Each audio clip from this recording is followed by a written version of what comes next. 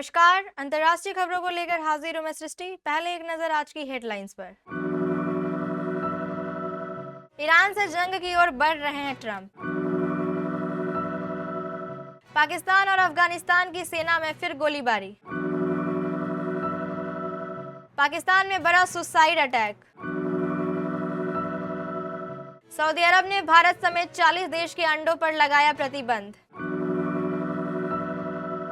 NCERT judicial corruption विवाद। Social media पर छाया Netanyahu का देसी लुक। सिंगापुर यात्रा से बड़ा फायदा, सीएम योगी को मिले 1 लाख करोड़ के निवेश प्रस्ताव। कोहरा, बारिश और फिर 38 डिग्री तापमान। टॉक्सिक रिलेशनशिप से टूटी मशहूर हीरोइन, बिन शादी बनेगी मां। न्यूजीलैंड ने श्रीलंका को हराया, सेमीफाइनल की दौड़ में किस हाल में पाकिस्तान। फारस की खाड़ी में अमेरिकी सैन्य जमावड़ा किसी सामान्य स्थिति का संकेत नहीं है। अमेरिकी प्रशासन और पेंटागन सूत्रों के हवाले से छपी हुई कुछ खबरों के मुताबिक हफ्ते के आखिर तक सैन्य कार्रवाई शुरू हो सकती है। संघर्ष की आशंका इसलिए है क्योंकि पिछले कुछ दिनों कई फाइटर जेट को मध्य पूर्व की ओर जाते रिकॉर्ड किया गया। चूंकि इन फाइटर्स के साथ साथ कई एरियल रिफ्यूलिंग टैंकर भी मिडिल ईस्ट की ओर जाते देखे गए हैं। इससे यह अनुमान लगाया जा सकता है कि अमेरिका एक बड़े ऑपरेशन की तैयारी कर रहा है।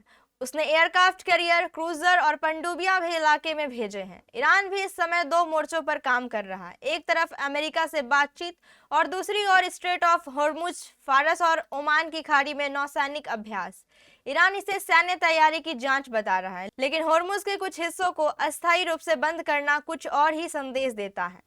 स्ट्रेट ऑफ होर्मुज दुनिया के तेल व्यापार का अहम रास्ता है। ऐसे में यहाँ होने वाली कोई भी नौसैनिक गतिविधि सीमित अर्थ और महत्व वाली नहीं हो सकती। बीती 17 तारीख को जब मध्य पूर्व में अमेरिकी सेना की हलचल बढ़ रही थी और स्ट्रेट ऑफ होर्मुज में ईरान नौसैनिक अभ्यास कर रहा था, तब जिनेवा में दोनों देश कथित तौर पर शांति तलाश रहे थे। बातचीत के दौरान कुछ मुद्दे पर मतभेद भी सामने आए। इससे साफ है कि ईरान के न्यूक्लियर प्रोग्राम पर चर्चा अभी बहुत नाजुक दौर में है।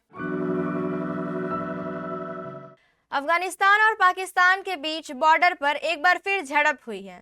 बुधवार को दोनों ओर से बॉर्डर पर फायरिंग हुई और यह देर शाम तक जारी है। अफगानिस्तान के पख्तिया प्रांत के डंडपाटन जिले में तालिबान सेना और पाकिस्तानी बॉर्डर सैनिकों के बीच लड़ाई हुई है। इससे पहले मंगलवार को दोनों देशों की सेनाओं में गोलीबारी की घटना हुई थी।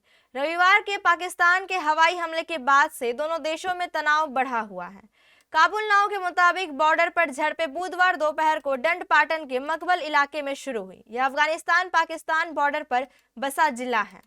Pakistani media outlet Khorasan diary ने भी इलाके के तालिबान लड़ाकों और पाकिस्तानी सेना के जवानों के बीच भारी गोलीबारी का दावा किया है। अफगानिस्तान की सेना के मंगलवार को बॉर्डर पर पाकिस्तानी आर्मी की चौकियों पर हमला करने की बात सामने आई थी। इस पर अफगानिस्तान की ओर से कहा गया था कि पाकिस्तानी आर्मी की ओर से फायरिंग होने के बाद अफगान सेनाओं ने इसका जवाब दिया, जिससे यह झड़प हुई। मंगलवार की झड़प अफगानिस्तान के नंगरहार प्रांत के बॉर्डर इलाके में हुई। नंगरहार में कुछ देर की गोलीबारी के बाद अफगान और पाक सेनाओं के बीच लड़ाई रुक गई थी।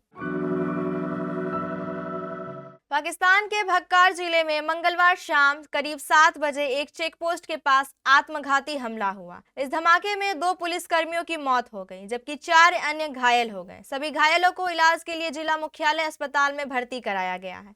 यह धमाका उस चेकपोस्ट के पास हुआ जो डेरा इस्लाम खान को पंजाब से जोड़ने वाले पुल के नजदीक है। धमाके के बाद इलाके में अफरा तफरी मच गई और वहां से गुजरने वाले यात्रियों और व्यापारियों को काफी दिक्कतों का सामना करना पड़ा। बक्कार के जिला पुलिस अधिकारी शहजाद रफीक ने कहा, हम इलाके में कानून व्यवस्था बनाए रखने के लिए तलाशी अभियान चला रहे थे। इसी दौरान हमलावर चेकपोस्ट के पास आया और खुद को उड़ा लिया। सीसीटीवी फुटेज में हमलावर काले शॉल में नजर आया, जो तेज कदमों में चेकपोस्ट की ओर बढ़ रहा था। उस समय कई सुरक्षाकर्मी इलाके में मौजूद थे। कुछ ही देर बाद जोरदार धमाका हुआ। हमले के बाद डेरा इस्लाम खान और बक्कार जिले में सुरक्षा बढ़ा दी गई। खैबर पख्तूनख्वा और पंजाब को जोड़ने वाला मुख्य हाईवे बुधवार को बंद रहा। एहतियात के तौर पर पुलिस ने डेरा दरिया खान पुल के पास सड़क बंद कर दी और आसपास के इलाकों में सर्च ऑपरेशन शुरू किया। सभी तरह का यातायात अस्थायी रूप से रोक दिया गया। कम चर्चित उग्रवादी संगठन इत्तेहाद उल मुजाहिदीन पाकिस्तान से जुड़े अंसर अल इस्लाम पाकिस्तान ने इस हमले की जिम्मेदारी ली है। पाकिस्तान सरकार का आरोप है कि टीटीपी अफगानिस्तान की जमीन से काम करता है। हालांकि इस आरोप को टीटीपी और काबुल दोनों नकारते हैं। सऊदी अरब ने भारत समेत 40 देशों से पोल्ट्री मीट और टेबल एग्स के आयात पर पूरी तरह रोक लगा दी है।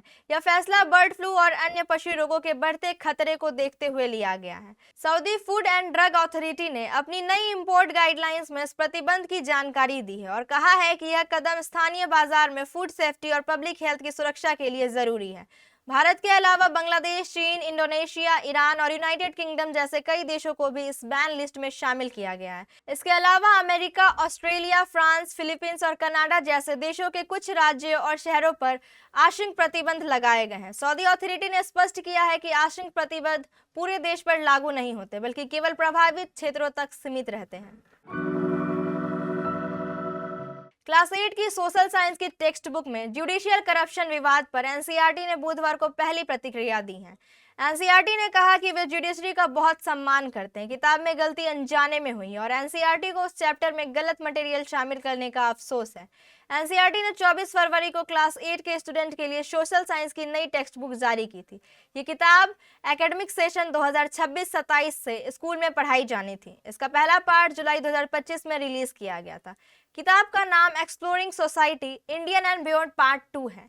इसमें the role of the judiciary in our society chapter के अंदर करप्शन इन द जुडिशरी का टॉपिक जोड़ा गया है। इसमें कहा गया है कि भ्रष्टाचार, बड़ी संख्या में पेंडिंग मामले और जजों की भारी कमी जुडिशियल सिस्टम के सामने प्रमुख चुनौतियों में शामिल है। विवाद बढ़ने के बाद एनसीईआरटी ने किताब की बिक्री पर रोक लगा दी है। साथ ही कहा कि विवादित चैप्टर को फिर से लिखा जाएगा। प्रधानमंत्री नरेंद्र मोदी की इजराइल यात्रा के दौरान कार डिप्लोमेसी का एक और शानदार उदाहरण देखने को मिला। साथ ही इजराइल के प्रधानमंत्री बेंजामिन नेतन्याहू ने पारंपरिक भारतीय परिधान पहनकर पीएम मोदी को सरप्राइज दिया। यह घटना 25 फरवरी 2026 को उनके संयुक्त रात्रि भोज से पहले हुई।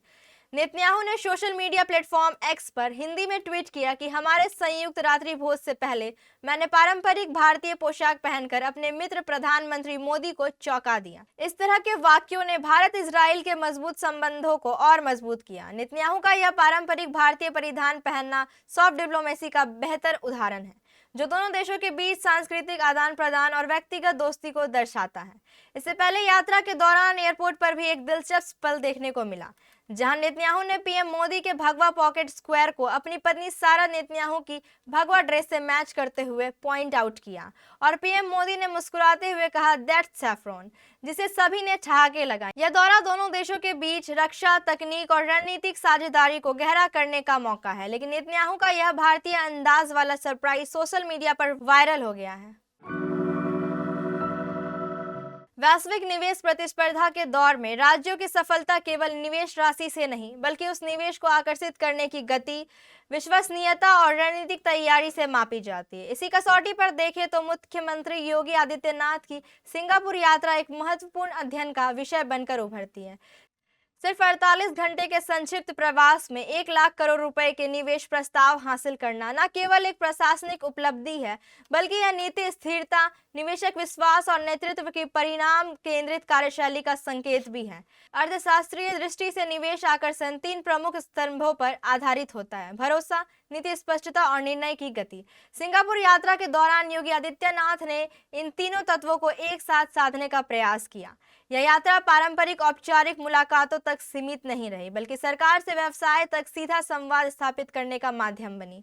तुलनात्मक दृष्टि से यह उपलब्धि और स्पष्ट हो जाती है। तेलंगाना को वर्ल्ड इकोनॉमिक फोरम दावोस जैसे वैश्विक मंच पर 3 दिन में 1.78 लाख करोड़ रुपए के प्रस्ताव मिले थे, जबकि पश्चिम बंगाल ने अपने राज्य में आयोजित ग्लोबल समिट के माध्यम से 4.40 लाख करोड़ रुपए का निवेश आकर्षित किया।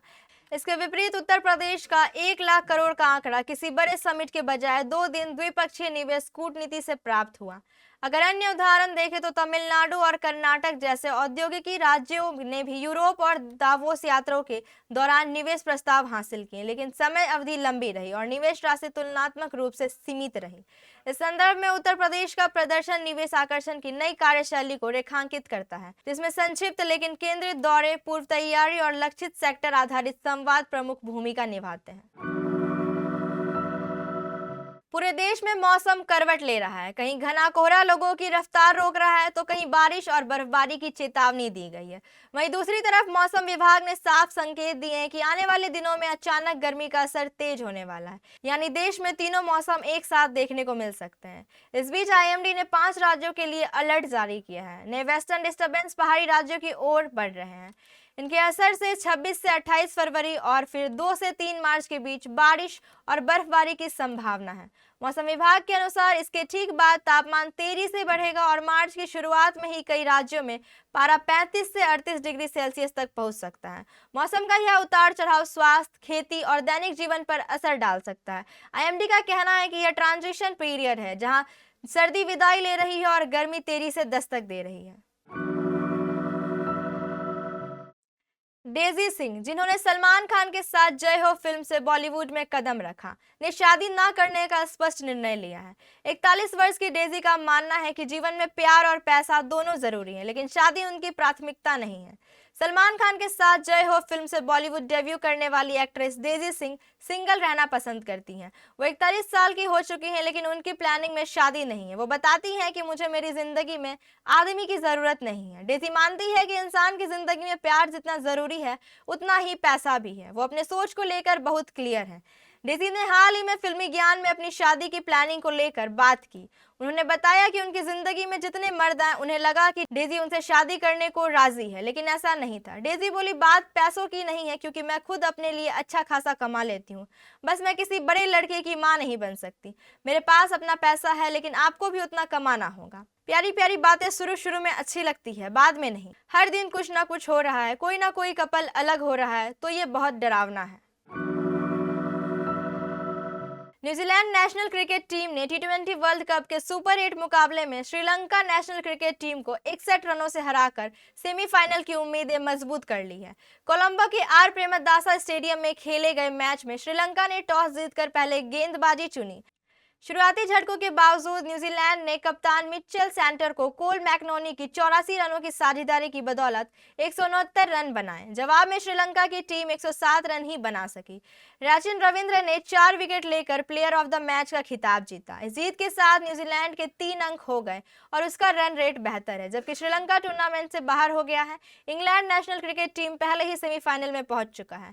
पाकिस्तान नेशनल क्रिकेट टीम के पास अब सिर्फ 1 अंक है और उसकी सेमीफाइनल की राह इंग्लैंड और न्यूजीलैंड के मैच तथा रन रेट पर निर्भर है।